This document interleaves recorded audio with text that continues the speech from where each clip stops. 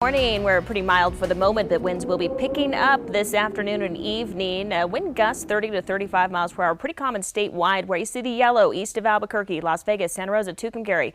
Gusts 45 to 50 miles per hour possible this afternoon.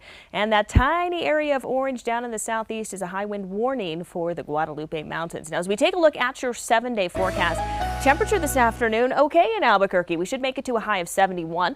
Yesterday we hit 72, so very similar. If you're just looking at the temperature, of course, the difference, that's going to be the strong wind this afternoon and this evening. Could also see some showers to the north. Very spotty. There's not much moisture to work with. The bigger story with this front coming through is going to be that wind initially from the west, and then behind the front, those winds become northwesterly for this evening. For tomorrow, still a little breezy at times, but we're talking wind gusts 20 to maybe 25, so significantly less wind than what we have today and significantly less wind than what we will have on Sunday. Sunday, a second front comes through. That is an impact day for wind gusts 40 to 45 miles per hour in Albuquerque.